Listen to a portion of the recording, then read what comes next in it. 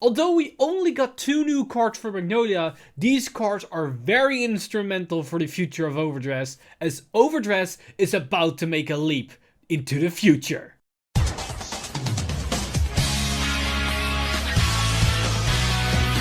Stand up! Vanguard! Hey Cardfighters, welcome back to another Cardfight update, and today we've got yet another Tuesday livestream behind us, which means we got some more card reveals for the upcoming set, which this time is of course set for Awakening Chakravarti.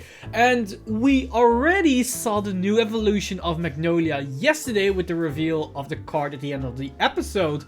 But they yet again revealed the same card during the livestream with another card, a new double R for Magnolia to support the new playstyle, as well as fleshing out what the deck is supposed to do and how it's supposed to be built after set 4. And let me tell you, these new great fours, that's very important because set 4 brings great fours into the mix, are going to be very interesting and will definitely shake up the meta and shake up their respective decks in certain capacity.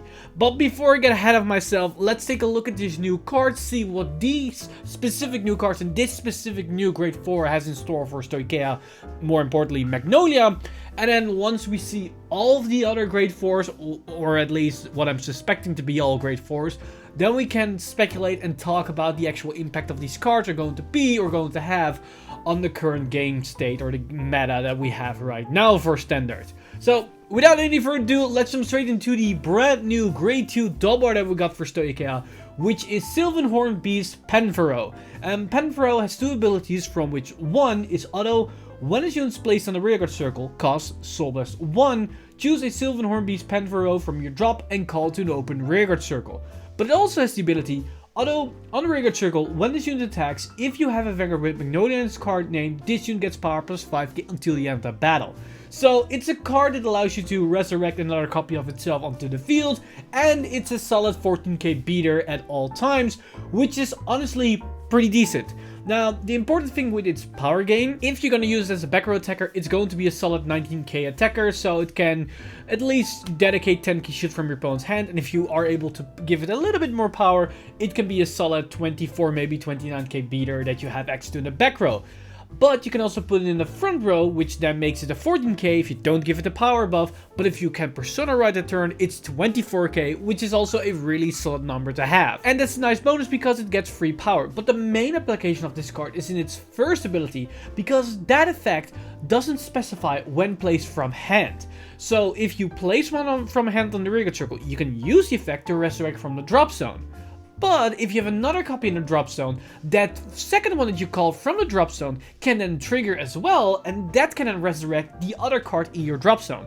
Which means the more copies you have in your drop zone and the more soul you have, the more value you can generate off of one card in your hand. Because if you have one in drop and one in hand, you can effectively get +1 on the field. If you have one in hand and 2 in the drop zone, you can effectively get +2 of that skill. And if you have one in hand and the remainder 3 copies in your drop zone and you have the free soul, from that one particular chain of skills, you can go +3. And being able to flood the board for Magnolia is going to be very important. Yes, they aren't the most amazing beaters, they're solid but not amazing, but the fact that you have access to something like this is going to be very important for Magnolia, because numerical value on the board is very important to be able to keep swinging to your opponent's face. And with the new Magnolia, being able to keep flooding the board with grade 2s has an even added bonus to it. But to understand that, let's take a look at this new Magnolia and see what these new grade 4s for Overdress has in store for us. So the new evolution of Magnolia is Sylvan Beast Emperor Magnolia Elder. And before we're going to talk about the skills, let's take a look at the stats on this card. Of course, it's a 13k base, which doesn't really change anything from the other grade 3s. It is, of course, a grade 4, so we can only write it on turn 4, so it's a bit slower. But surprisingly enough, it doesn't have the Persona Ride icon, which means if you write this on top of the Magnolia grade 3, you don't get Persona Ride, you don't get any extra bonus.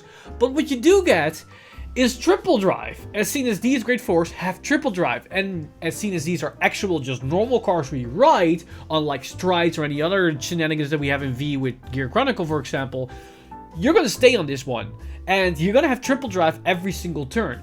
which is actually kind of interesting because yes, you could have Persona Road with Magnolia, which gives you a card and gives 10k power to the front row, but by having the triple drive, you effectively have that same draw, but now as a potential drive check. So every time that you Persona Road and you accidentally draw into a trigger, you now are going to get the value of the trigger because it's going to be drive checked that turn, which is great. But you're going to generate value over time, which is also pretty damn good. But we have more value to be had here with Magnolia because of its other skills, because it has 2 effects which are actually pretty good. Because we have auto, when is unit's placed on the Vanguard circle, choose a card from your soul and you may call it to a rearguard circle. So it's basically soul base 1 to call a unit, which you always have a target. You can basically call Magnolia that you just rid on top, which gives you a grade 3 on the board, but you can also maybe get a grade 2 on the board if you want something else. So you basically get a body, and a body is something Magnolia always can use, so that's fine. But then it also has another effect which basically allows you to go into this Magnolia without sacrificing the value of the grade 3 Magnolia. Because its other effect is continuous Vanguard circle. If you have one or more cards with Magnolia in their card names in your soul or on your rearguard circle, all of your rearguards can attack and intercept from the back row and get power plus 5k. This is basically the Magnolia Persona Ride skill, but then for free without the Persona Ride restriction. Because now you can always attack 6 times a turn without needing to rewrite any more times during the game. You can sit on this thing and you can generate 6 attacks every single turn, and all of them will get the power 5k buff, which is great. You're no longer reliant on Persona Riding, which was a significant flaw or hinder with Magnolia. And on top of that, they can now also intercept as well as intercept from the back row. And this is where the grade 2 Panthero comes into play, because now that card that can resurrect multiple copies of itself on the field, which all are grade 2s, can actually generate you shield value and shield advantage, which is really good because Magnolia is a somewhat of a glass candy deck. So being able to turn all those grade 2s you're playing into actual shield value is going to be very good, because now you can sustain into the long game, which then allow you to benefit off the triple drive that this new Magnolia Elder has, as well as just the generic pressure you can generate. Because yes, defensive triggers can be an issue for this deck because most of your attackers are going to be like 19k, some maybe 24k, but being able to also have a lot of shield value allows you to potentially circumvent those issues, as you can keep up the pressure every single turn regardless of the outcome. So overall, Magnolia Elder looks pretty sweet, but to really understand how powerful this card can be, let's compare this card with just the regular Magnolia during a Persona Ride turn, because that's actually what this card is competing with. As on the same turn you can ride this card, you could actually just Persona Ride. So when you Persona Ride, you get 10k power to the front row and you draw a card. That's just a generic value, which is pretty decent, as you basically negate the minus that you have by riding a card. You do get a soul, so that's also a thing to keep in mind. Now with Magnolia, if you can Persona Ride, you can then for 1 counterblast give 3 units plus 5k power and allow them to attack from the back row. That's the full value you're going to generate from Persona Riding with Magnolia.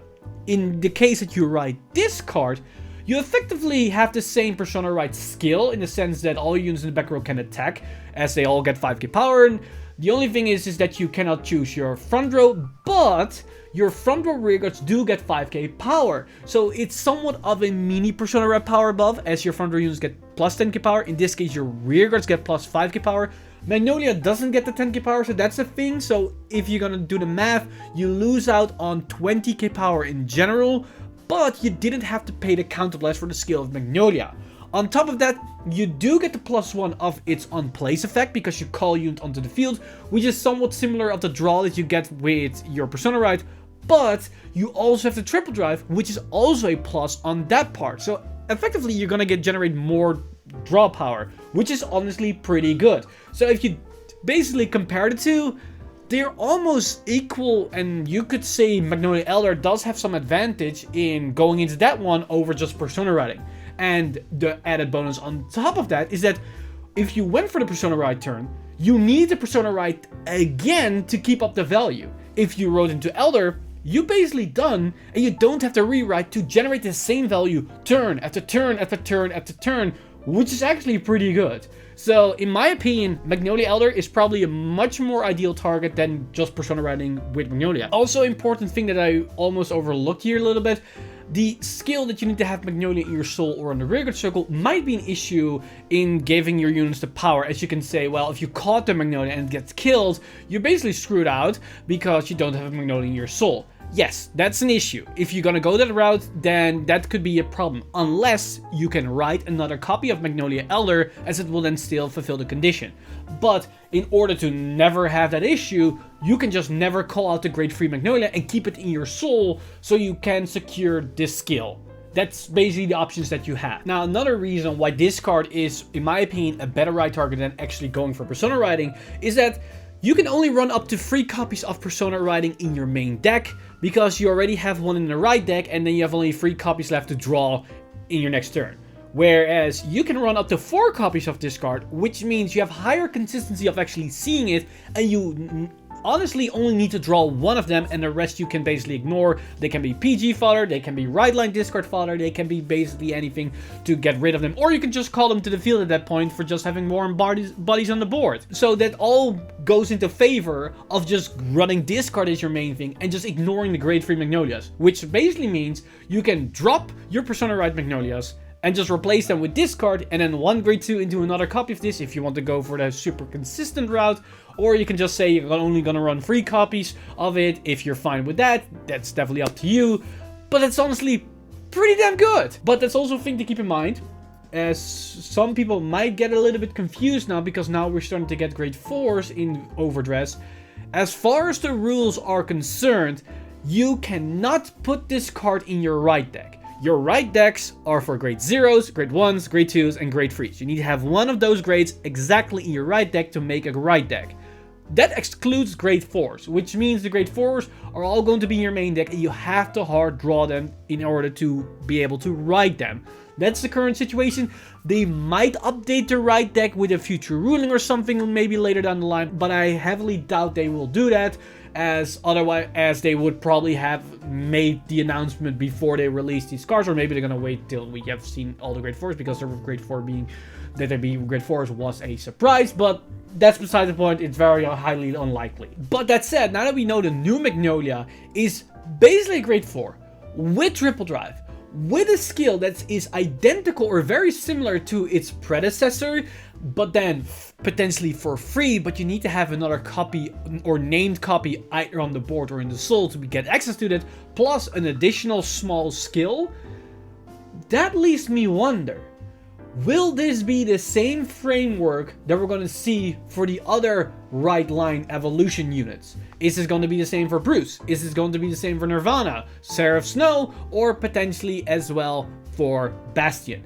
I'm very curious what direction it's going to take, because this is honestly very interesting, because these Grade 4s are, in my opinion, or at least for Magnolia's case, a direct upgrade of the Grade 3. But it's such a small upgrade that it doesn't feel overbearing. Now, of course, the addition of triple drive could be way more impactful than I think of right now, because triggers in standard are more impactful, and the over trigger is a thing, and being able to drive check more cards that can basically swing more favorable for triggers.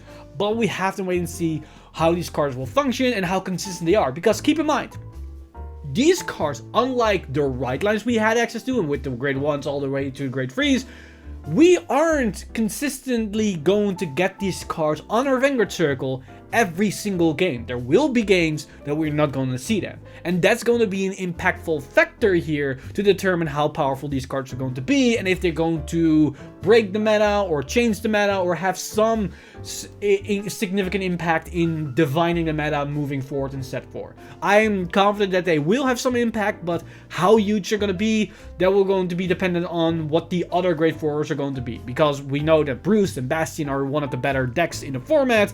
So how strong their Grade 4s or how powerful their Grade 4s are going to be will definitely dictate if this new mechanic is going to impact the meta at all. But that's basically my quick analysis of these new cards. I'm very curious on what you guys think of this new Magnolia, as well as the prospect of the new right line bosses being Grade 4s with triple drive and these type of skills. I'm very curious on what you guys think. And also, while you're at it, maybe give a cheeky speculation of what you guys think of the skills are going to be of the other Grade 4 boss units. And I'm going to keep calling them the Great Fours because I'm 99.99% sure that they're all going to be Great Fours.